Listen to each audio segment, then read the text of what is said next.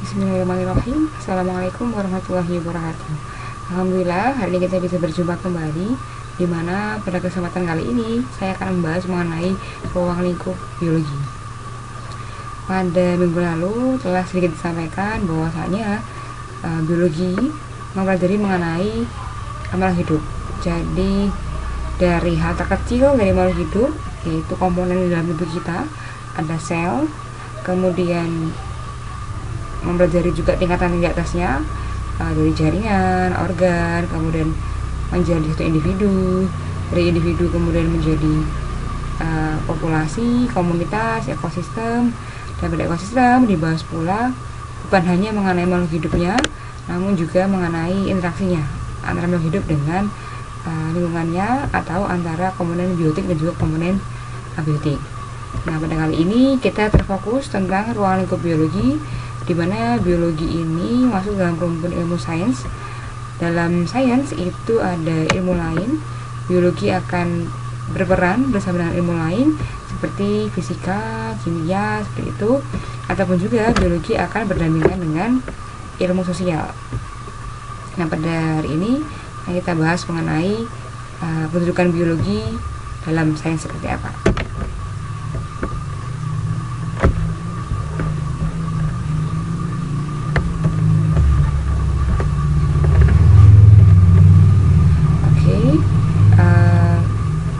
Sains, untuk pengertian sains terlebih dahulu, yaitu sistem pengetahuan yang dapat digunakan untuk meramalkan kejadian tertentu.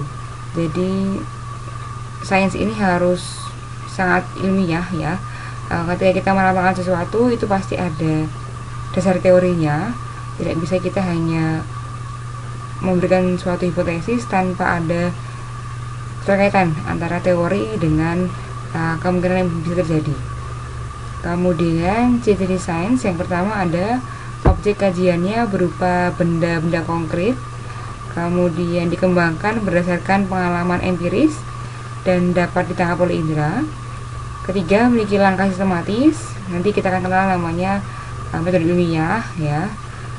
Kemudian hasilnya objektif, tidak bisa kita mengambil kesimpulan hanya karena satu dua hal, namun harus sesuai dengan eksperimen dilakukan. Kemudian dia dinamis, jadi ketika ada penelitian baru yang mengungkap fakta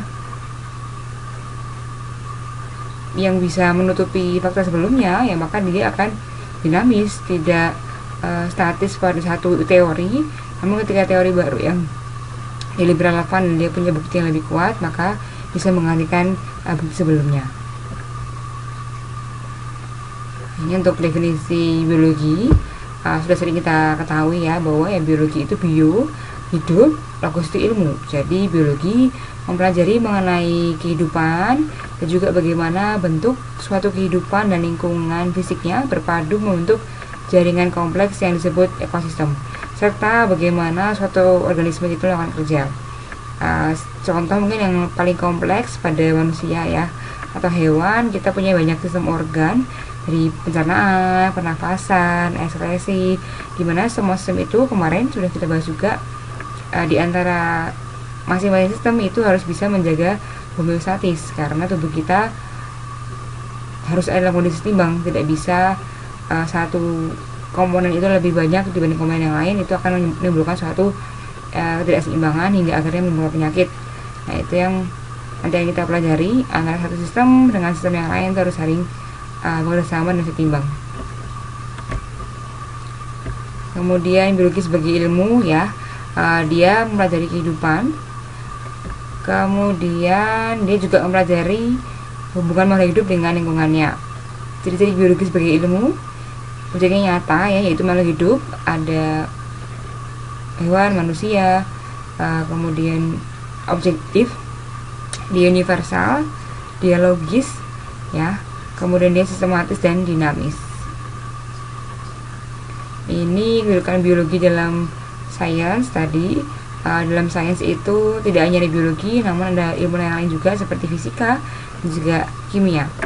Biologi akan bersama-sama dengan fisika membuat ilmu baru, rumpun ilmu baru yang disebut dengan biofisika. Kemudian biologi dengan kimia juga akan membuat rumpun baru yang namanya biokimia. Kemudian jika kita berpikir ilmu fisika digunakan dalam biologi, atau apa kaitannya biologi dan ilmu fisika. Berikut saya berikan dua contoh yang mungkin mudah untuk mengilustrasikannya. Misalnya kita belajar mengenai bab tekanan pada fisika, itu akan terkait dengan ketika kita membahas sistem indera pada biologi, yaitu pada gendang telinga.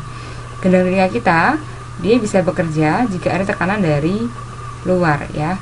Namun jika tekanan itu semakin besar, itu justru akan merusak gendang telinga kita. Nah, bab tekanan dan juga gendang telinga itu saling terkait, sehingga ilmu fisika ilmu biologi itu bisa saling mendukung. Contoh kaitan ilmu fisika dan ilmu biologi yang lain yaitu misalnya kaitan bab fluida dengan sistem peredaran darah. Kita tahu bahwa sistem peredaran darah kita tersusun paling banyak oleh air. Nah, air itu termasuk dalam bab fluida dalam fisika. Jadi ada kaitannya antara penjelasan teori fisika dalam sistem tubuh yang kita baca dalam biologi. Sedangkan dalam kimia, kaitan dalam biologi juga saya beri dua contoh di sini, di mana adanya kaitan perubahan materi dalam fotosintesis. Bahan mentah dari fotosintesis adalah air, kemudian ada CO2, yang CO2 justru dihasilkan oleh kita, makhluk hidup lain seperti hewan. Kemudian bahan mentah itu nanti akan diubah menjadi glukosa, ataupun diubah menjadi gula, ya. Dari proses bahan mentah menjadi gula atau menjadi energi itu dalam tubuh tumbuhan, itu dalam biologi kita kenal sebagai proses fotosintesis. Namun perubahan antara satu reaksi dengan reaksi yang lain itu dijelaskan dalam ilmu kimia. Contoh kaitan yang lain yaitu beragam proses kimia yang terjadi dalam metabolisme tubuh. Tadi selain fotosintesis, dalam tubuh kita juga ada namanya respirasi. Dari O2 yang kita dapat melalui respirasi, kemudian dengan makanan yang kita dapat melalui proses makan, itu akan dibakar. Kemudian hingga akhirnya itu menghasilkan energi, akan dijelaskan pula dalam proses kimia.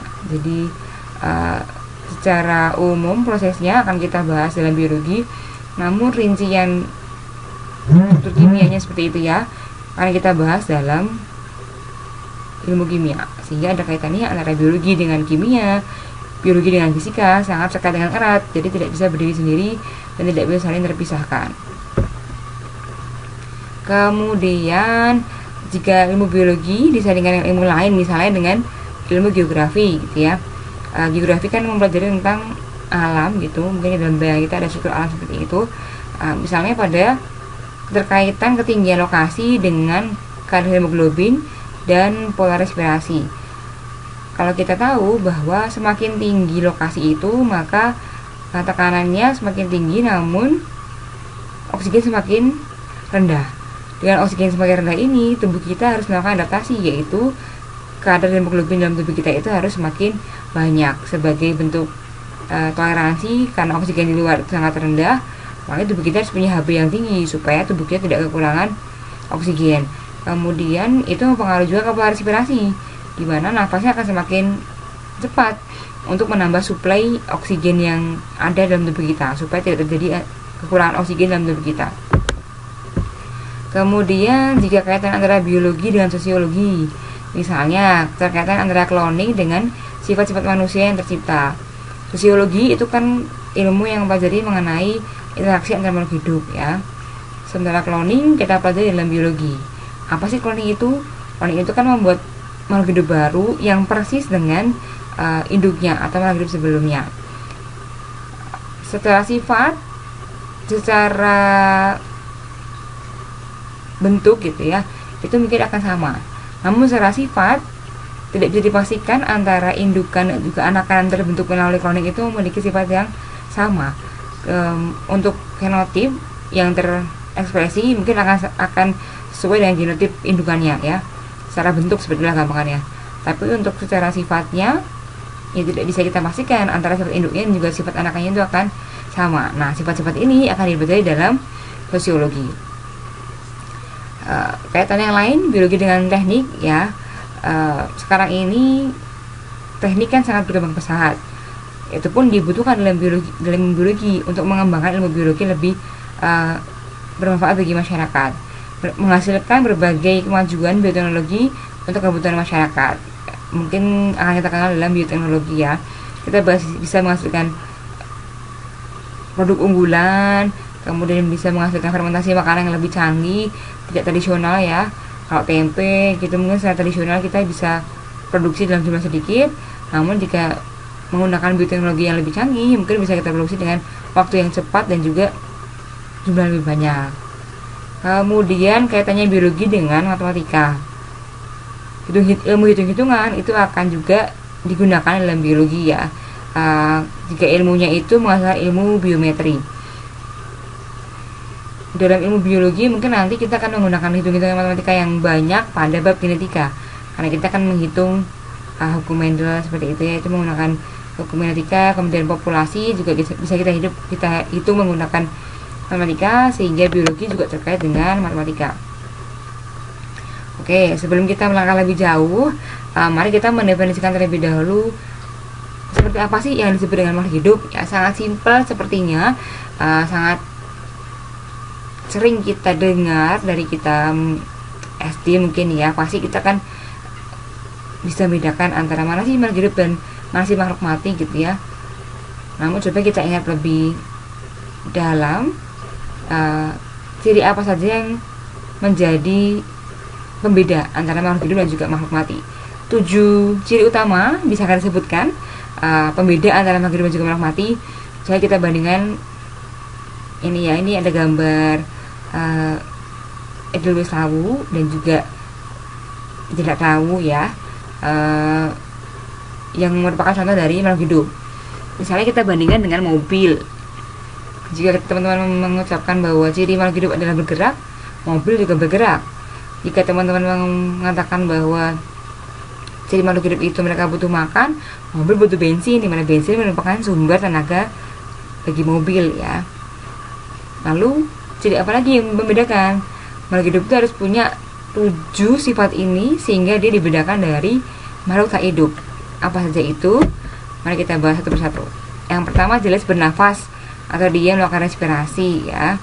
Makhluk hidup yang sudah mati ketika dia tidak lagi ada aktivitas respirasi ini pun dikatakan tak hidup.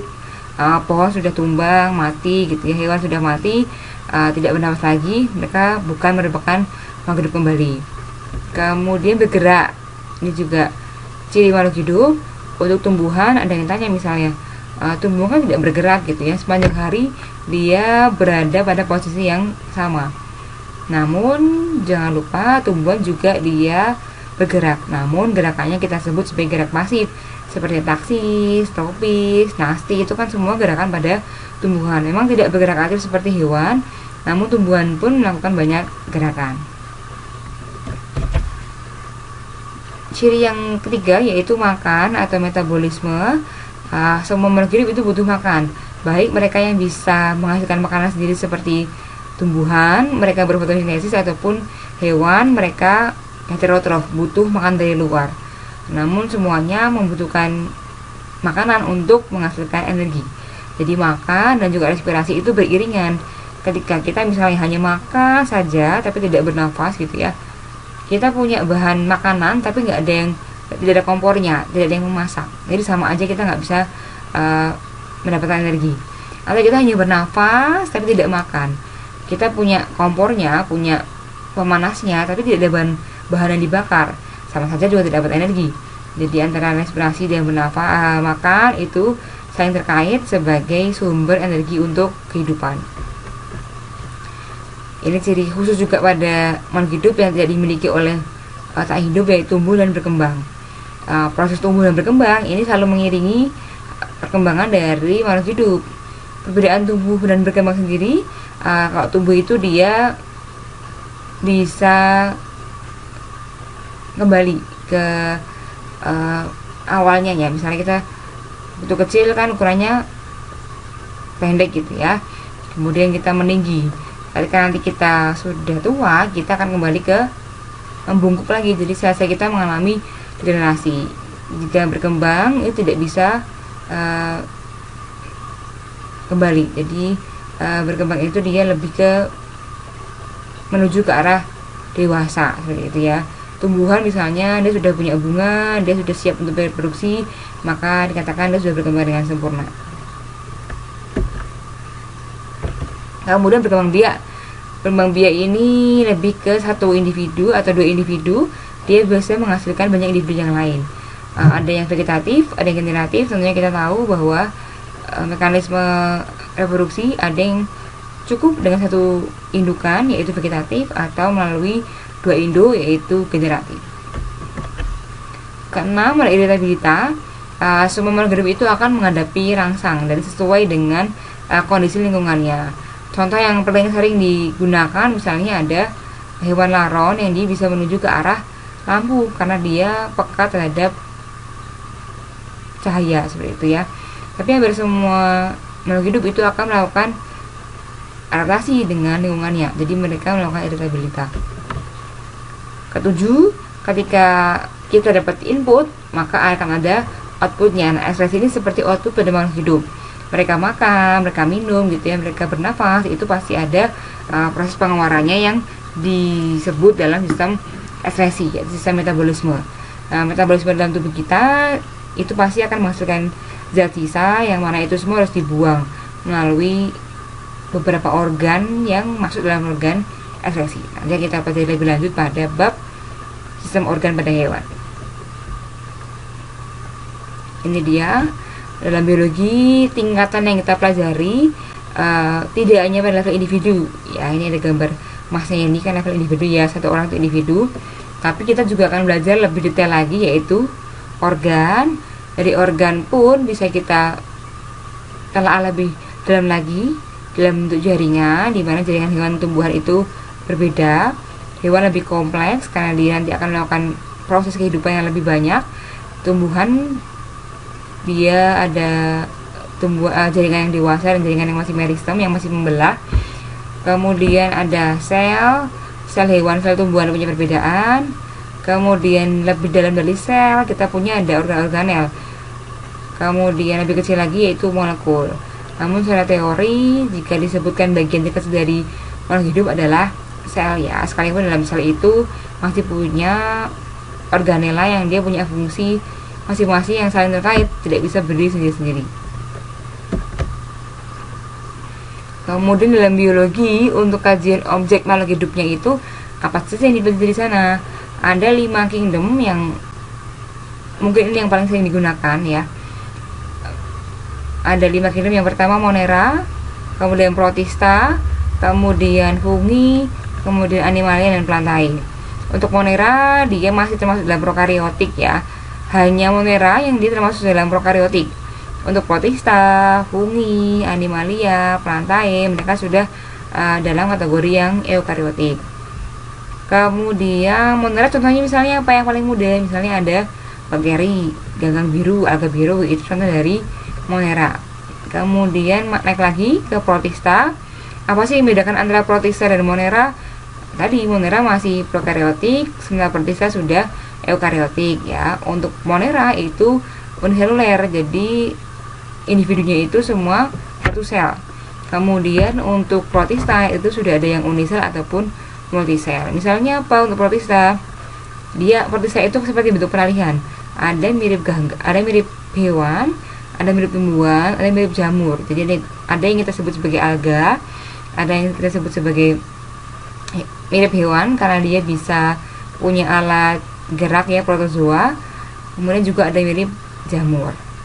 Lebih tinggi lagi ada fungi. Fungi ini kadang ada yang salah kaprah menyebutnya sebagai tumbuhan ya, tumbuhan jamur seperti itu. Sementara fungi ini sebenarnya bukan tumbuhan. Kita sebagai orang biologi harusnya bisa menjelaskan kenapa sih fungi itu tidak termasuk dalam tumbuhan. Sekalipun mereka sama-sama eukaryotik ya, mereka mereka sama-sama multiseluler, namun mereka punya perbedaan. Perbedaannya di mana? Perbedaannya yaitu si fungi ini dia tidak bisa melakukan fotosintesis. Sementara tumbuhan dia bisa melakukan fotosintesis ya. Kalau fungi kan dia mengabsorb nutrisi dari inangnya. Sementara tumbuhan mereka bisa leluasa menghasilkan energi melalui proses fotosintesis. Terakhir yang paling beda ya, karena dia aktif bergerak, kemudian secara fisik juga dia berbeda, yaitu ada Animalia. dia eukariotik, dia multisel, kemudian dia bergerak bebas ya. Ciri khas pada hewan kan dia bergerak bebas. Sekalipun mungkin ada hewan juga yang dia tidak bisa bergerak bebas atau dia sesil pada perairan, misalnya pada hewan-hewan yang dia di laut ya, dia ada di dasar laut, mungkin pergerakannya tidak sebanyak hewan-hewan di darat maupun di udara, tapi juga dia memiliki ciri-ciri mirip hewan di mana dia tidak bisa menghasilkan makanan. Karena dia tidak berprofil, makanya dia heterotrof, dia masuk dalam kategori animalia. Jadi ini kelima kingdom ini nanti yang akan dipelajari dalam biologi. Kita akan detail mempelajari mengenai klasifikasinya nanti. Jadi supaya kita tahu dalam masing-masing kingdom ini dibagi menjadi beberapa kelas, kemudian ada beberapa genus di dalamnya, supaya kita tidak lagi salah kaprah. Kita mengartikan oh ini hewan, ternyata dia tumbuhan, oh ini tumbuhan, ternyata dia jamur. Jadi kita harus tahu masing-masing ciri khas pada 5 kingdom ini seperti apa. Oke, perkembangan dalam biologi itu mengalami beberapa banyak cabang-cabang ya. Ini yang beberapa yang paling sering kita dengar atau nanti pun dalam mata kuliah juga ada ya. Seperti anatomi, itu membahas mengenai struktur dalam organisme. Jadi anatomi itu nanti akan sering kita temukan gambar yang pembedahan begitu kan ya, karena yang dipelajari dalam anatomi ya struktur dalam. Makanya ketika kita belajar anatomi pasti kita akan melakukan pembedahan seperti itu. Kemudian ada lagi morfologi. Morfologi itu bentuk, sehingga kita mempelajari bentuk luar, daun misalnya, kemudian batang, atau pada burung kita belajar mengenai paruhnya, cakarnya kan berbeda. Sebagai bentuk adaptasi dari makhluk hidup, mereka punya bentuk berbeda. Itu kita pelajari dalam morfologi. Kemudian taksonomi itu mempelajari mengenai klasifikasi. Untuk memudahkan mempelajari makhluk hidup, itu akan diklasifikasikan, mengkategorikan ya. Seperti kita ke mall ataupun belanja ke pasar akan lebih mudah ketika kita tahu di manakah bagian sayuran, di mana bagian kosmetik misalnya, di mana bagian sabun, itu akan mudah untuk kita pelajari. Begitupun juga dengan makhluk hidup yang banyak sekali, bahkan ada beberapa yang masih belum tercover ya oleh ilmu taksonomi, makanya akan lebih sederhana jika kita sudah mengklasifikasikannya. Kemudian ada fisiologi. Fisiologi itu lebih mengarah ke fungsi ya, jadi kefaatan dalam tubuh organisme. Kita mau dari sistem pencernaan, sistem pernafasan nanti di fisiologi. Kemudian sitologi itu mempelajari mengenai sel, jadi lebih spesifik sekali kita mempelajari mengenai sel. Kemudian ada ekologi, ini mempelajari interaksi antara makhluk hidup dan juga lingkungannya. Kemudian ada parasitologi, parasit ya, kan dia mengganggu. Jadi dia lebih ke organisme yang menyebabkan penyakit atau parasit itu pada manusia, nggak cuma hewan sebenarnya. Tadi kita tahu ada monera, berarti saya juga bisa masuk dalam parasitologi. Jadi bagian tertarik dengan organisme biologi yang dia menjadi penyebab penyakit, nanti bisa ambil mata kuliah parasitologi biar bisa tahu gambaran antara mana sih hewan yang bisa menyebabkan penyakit ataupun kingdom lain, protista, monera yang bisa menyebabkan penyakit. Kemudian genetika, ini jelas ya, gen berarti dia mempelajari mengenai sifat menurun pada makhluk hidup.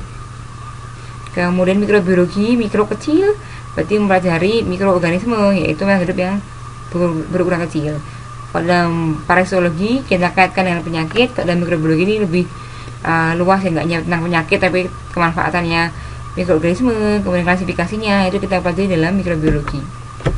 Nah, cabang ilmu lain yang sering akan kita dengar juga seperti biologi.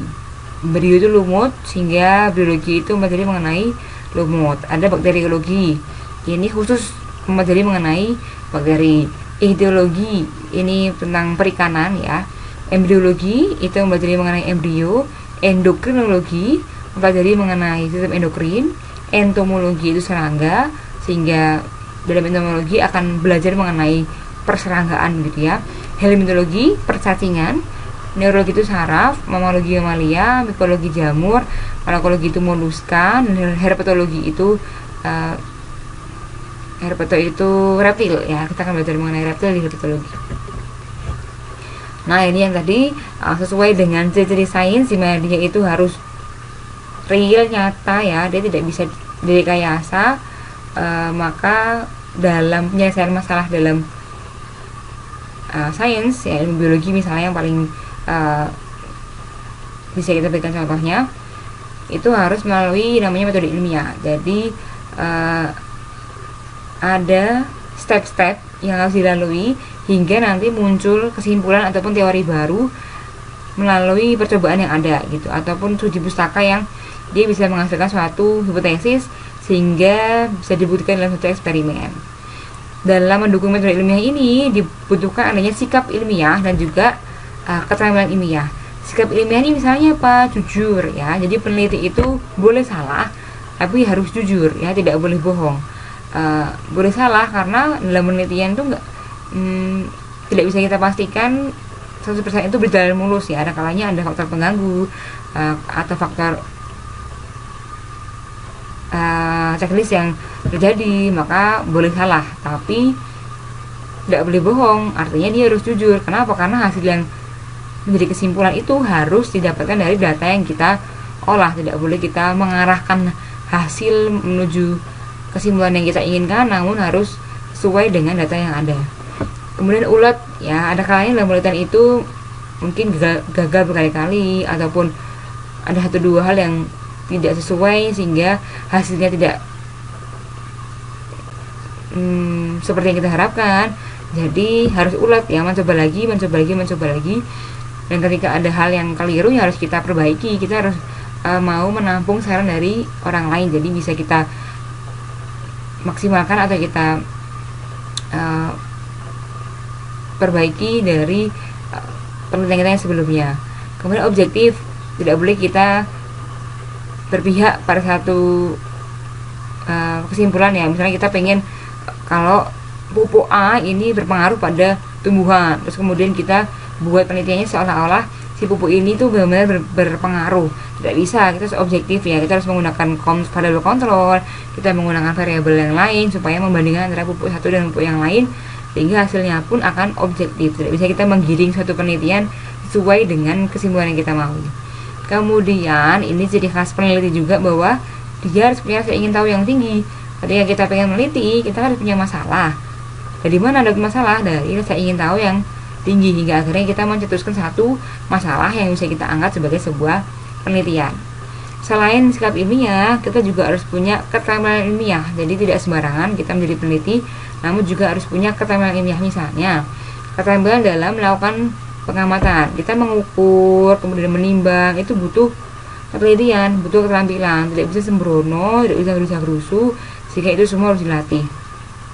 Kemudian keterampilan dalam merumuskan masalah, supaya kita bisa menemukan rumusan yang tepat, kemudian bisa mengangkat hipotesis yang sesuai, maka kita harus bisa merumuskan masalah. Nanti ketika sudah ada rumusan masalahnya, baru kita bisa analisis apa sih metode yang tepat, apa sih hipotesis yang sesuai, kemudian kita bisa melakukan adanya eksperimen. Keterampilan lain misalnya kita membaca hasil penelitian. Membaca ini ada kaitannya juga dengan mengolah. Jadi pengolahan data, kita punya data, tapi kita nggak bisa mengolahnya. Kita tidak tahu bagaimana cara menampilkan data itu dalam sebuah hasil yang bagus, itu juga masalah. Jadi ketika kita bisa meneliti, dapat data, kita pun juga harus bisa memiliki keterampilan dalam mengolah data, kemudian penyajiannya. Jadi ketika kita sudah mendapatkan teori seperti itu ya, kita harus mempublikasikannya. Ketika kita punya teori atau kita mendapatkan hasil tapi kita publikasikan, kemudian ada orang lain yang mempublikasikan, ya kita tidak bisa apa-apa karena orang lain itu yang sudah mempublikasikan hasil karyanya. Sehingga sebisa mungkin ketika kita sudah punya data, kita olah dapat hasil, harus kita publikasikan data kita, gitu ya. Apa saja langkah-langkah dari metode ilmiah? Pertama ada perumusan masalah, ini paling penting. Sebelum kita melakukan penelitian, kita harus tahu dulu apa sih yang mau kita teliti, itu melalui perumusan masalah. Setelah kita tahu masalahnya apa, dilanjutkan dengan pengumpulan data. Ini bisa melalui observasi langsung misalnya, atau wawancara, atau studi pustaka, itu bisa supaya kita dapat data yang bisa mendukung dalam penelitian kita. Kemudian data sudah didapat, kita bisa menentukan hipotesis, yaitu kesimpulan sementara dari data yang kita dapatkan. Setelah itu baru kita ke inti dari penelitian kita, yaitu eksperimen. Setelah eksperimen kita bisa mengambil hasil dari penelitian kita. Jika belum, berarti kita ulang lagi.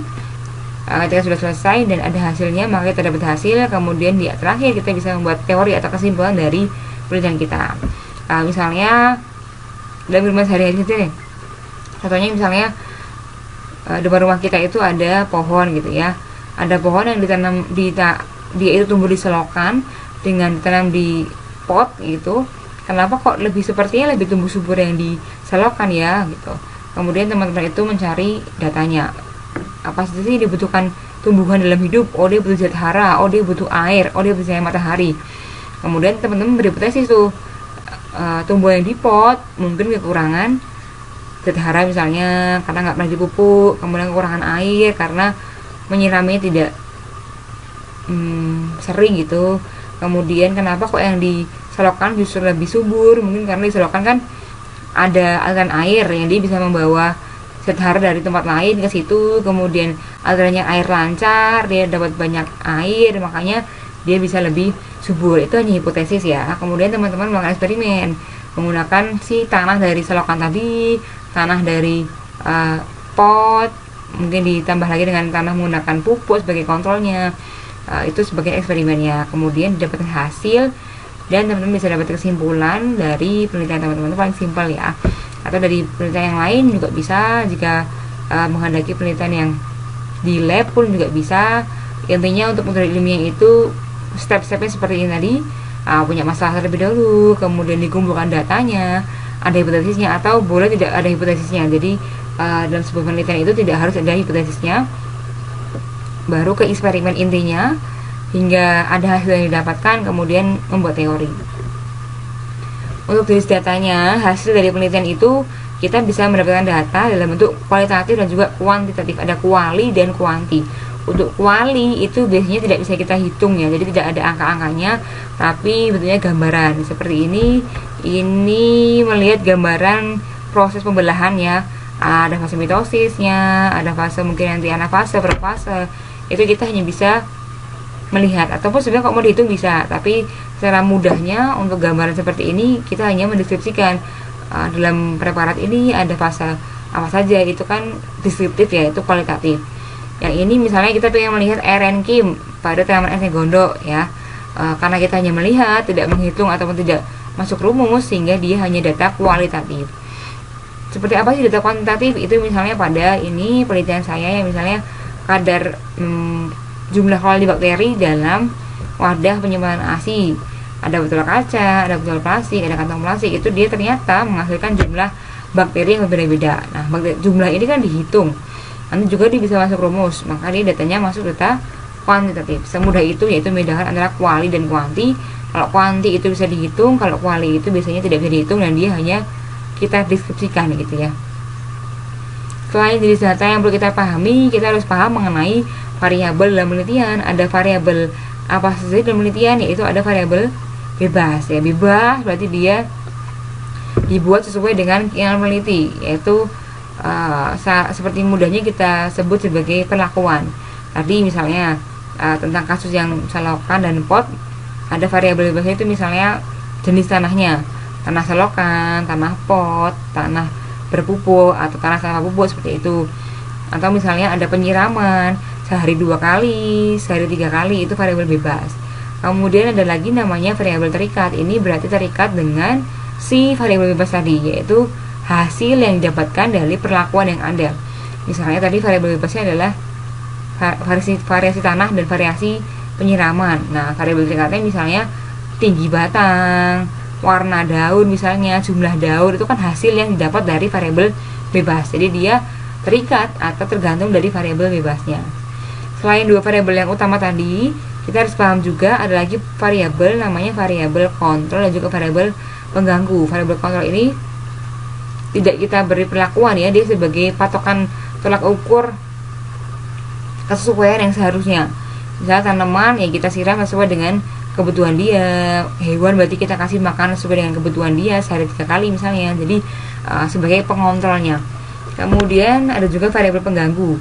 Dalam penelitian ada kalanya mungkin ada 1-2 hal yang mengganggu, misalnya ketika kita penelitian menggunakan tumbuhan tadi, ada setelah kita tanam pada hari kesekian tanamannya dimakan serangga atau dimakan tikus misalnya, itu kan variabel pengganggu. Nah itu masuk dalam variabel yang tidak kita inginkan atau disebut sebagai variabel pengganggu. Ketika sudah kita dapatkan data, maka kita harus bisa menyajikannya.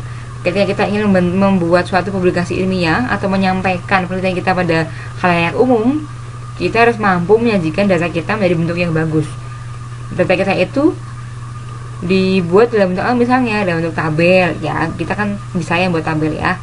Selain tabel misalnya diagram juga bisa. Kok diagram bisa lebih jelas ya, misalnya kita membandingkan antara A, B, C, dan D dalam diagram kan lebih nampak terlihat seperti apa, mana yang lebih banyak, mana lebih sedikit, itu lebih terlihat.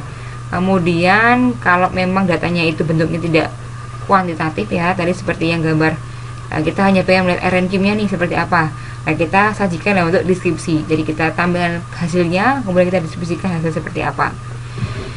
Selain bisa menyajikan data, kita harus juga mampu yang namanya mengkomunikasikan penelitian. Seperti apa misalnya ketika kita punya data, kita harus bisa mempublikasikannya.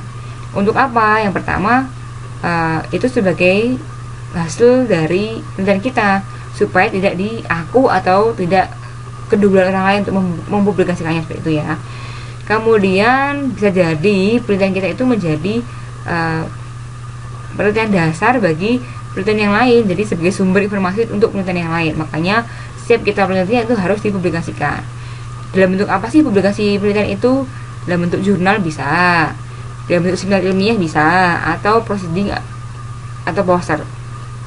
Dalam jurnal ilmiah, teman-teman nanti ketika sudah punya penelitian, pengen publikasi, itu bisa melalui jurnal. Ada yang berbayar, ada yang tidak. Nanti ada yang kategorinya terindeks macam-macam ya, ada yang Scopus, ada yang Google Scholar, ada yang Vinta 1-6, 1-7 ya. Tergantung dari penelitian kita itu sebanyak apa parameternya dan selayaknya itu dipublikasikan dalam jurnal apa. Selain jurnal juga kita bisa ikutkan dalam seminar ilmiah. Ada kalanya juga seminar itu dia outputnya adalah jurnal, tapi ada juga yang dia seminar hanya sharing gitu ya, hanya saling tukar ilmu, saling tukar penelitian, hasilnya bisa proceeding atau nanti bisa dalam bentuk poster. Jadi sebisa mungkin ketika kita punya penelitian ya harus kita publikasikan supaya menjadi sumber informasi untuk orang lain. Kemudian kaitannya antara sains, teknologi dan juga masyarakat, di mana teknologi ini sangat mendukung dalam dunia riset ya. Contoh paling simpel aja, kita mau meneliti komponen biologi yang sangat kecil aja, mikrobiologi, ataupun mungkin kita pengen lihat jaringan tumbuhan tanpa ada mikroskop, itu akan susah. Nah, mikroskop semakin kesini ini dia semakin canggih ya, karena perkembangan teknologi, mikroskop juga semakin canggih. Mungkin ada yang terhubung dengan komputer, atau kita tidak perlu mengamati langsung dengan mata, bisa kita cepat dengan kamera ya, sehingga kita bisa mudah dalam mengamatinya. Kemudian ada kombinasi antara sains dan teknologi memiliki efek yang drastis pada masyarakat. Efeknya tentunya ada efek yang positif, ada yang negatif ya.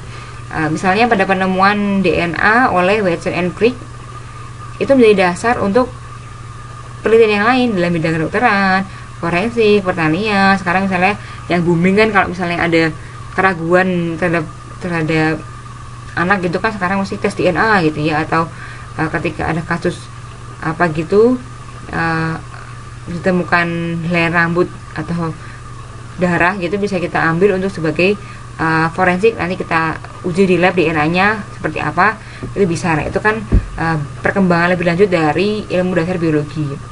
Namun juga teknologi ini, perkembangan sains ini tidak sepenuhnya diterima dalam masyarakat ya. Ada kalanya juga dia menyangkut etis, misalnya seperti bayi tabung gitu, atau cloning gitu ya.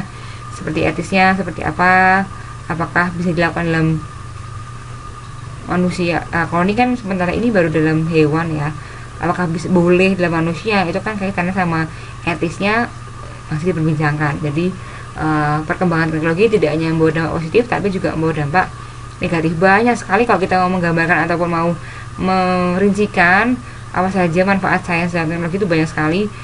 Di antaranya yaitu tadi contoh paling simpelnya ketika ditemukan DNA, kemudian sekarang DNA itu bisa dimanfaatkan dalam tes DNA dalam berbagai keperluan, misalnya menunjukkan antara ibu dan anak yang kandung atau tidak. Kemudian tadi mengungkap kriminalitas juga bisa menggunakan DNA. Nah, ini manfaat biologi di berbagai sisi. Misalnya pada bidang kesehatan ya, sekarang ini sedang gencar-gencarnya mencari vaksin seperti itu. Nah, itu dibutuhkan juga ilmu biologi. Mencari obat misalnya itu juga kaitannya sama kesehatan dan juga farmakologi ya, karena dalam biologi misalnya kita meneliti mengenai khasiat tumbuhan A terhadap penyakit A itu misalnya, itu kan ilmu dasarnya berawal dari ilmu biologi.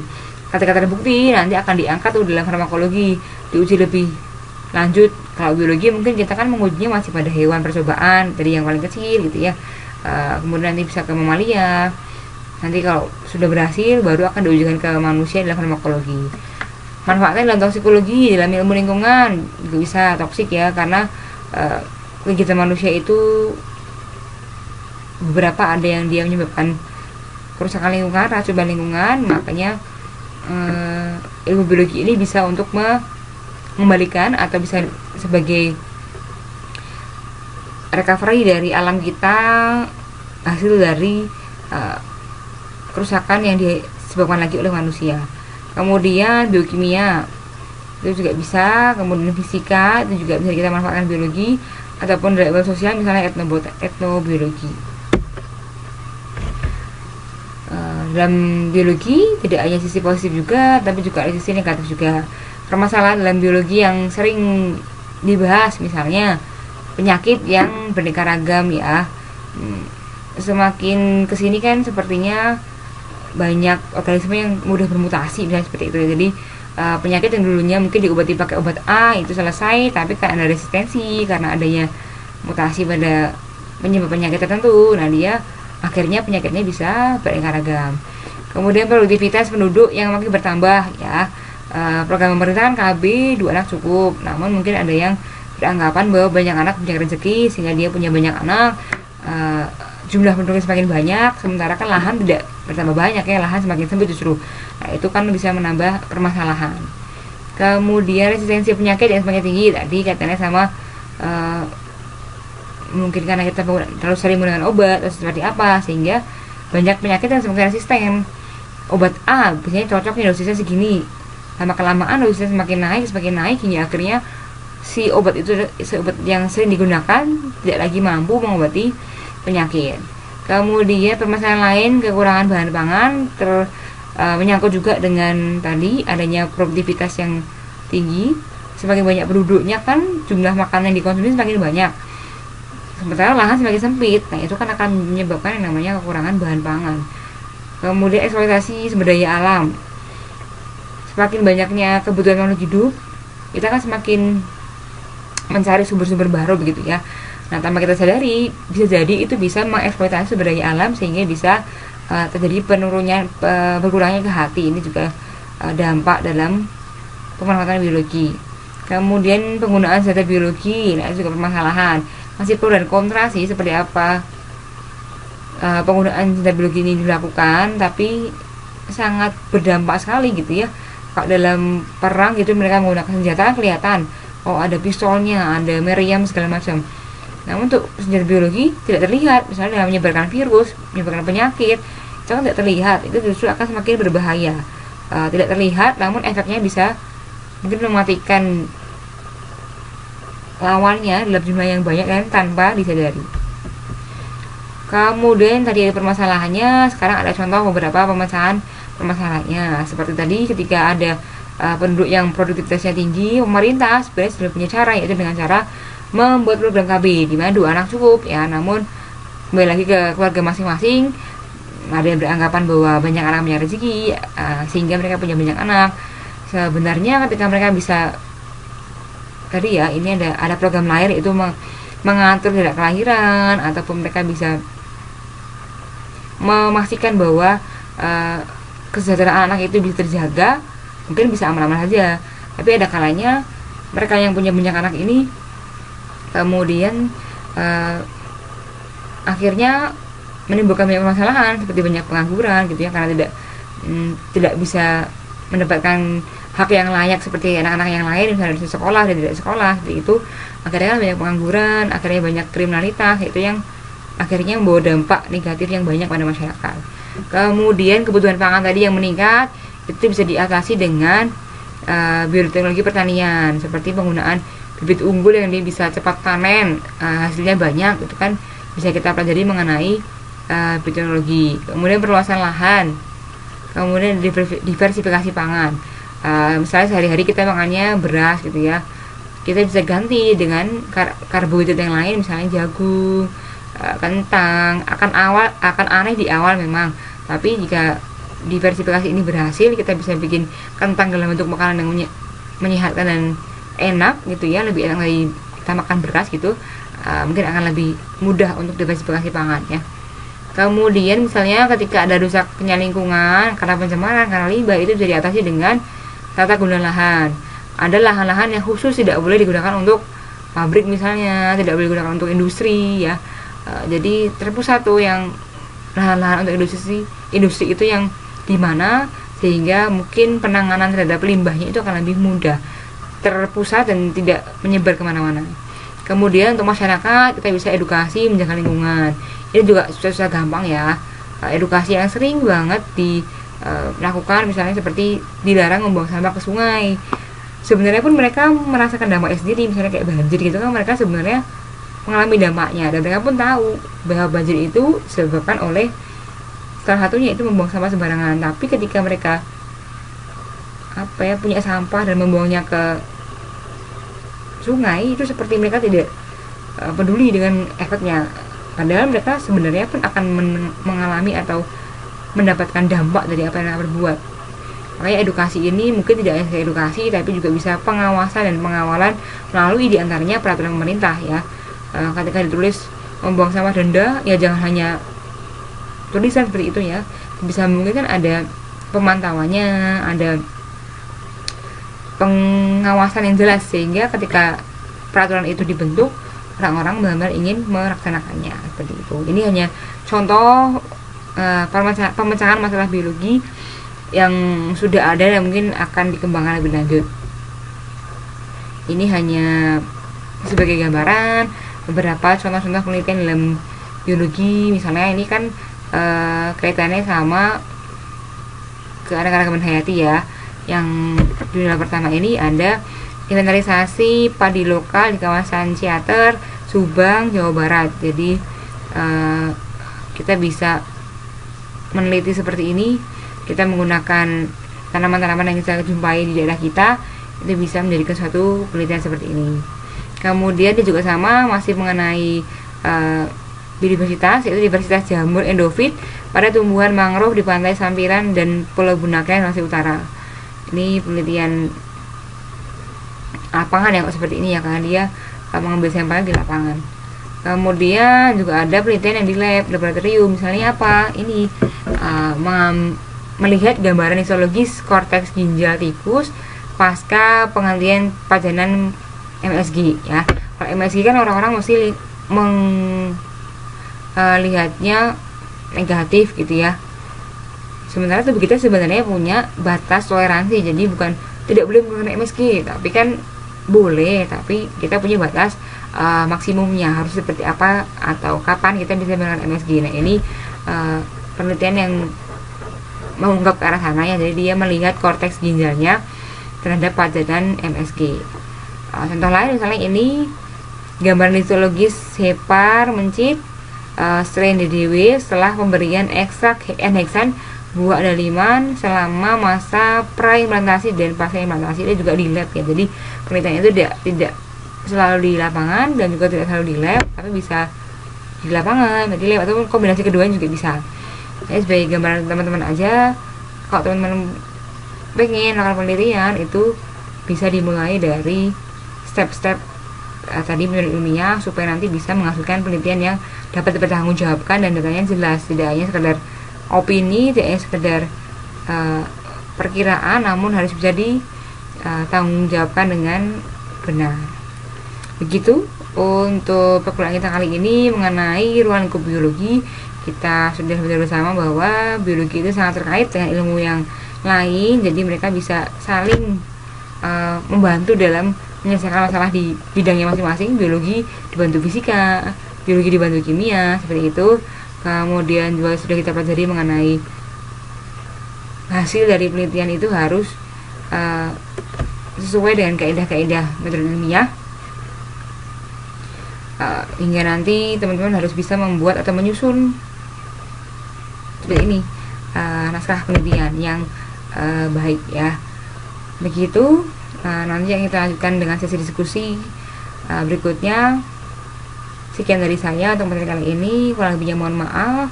Wassalamualaikum warahmatullahi wabarakatuh.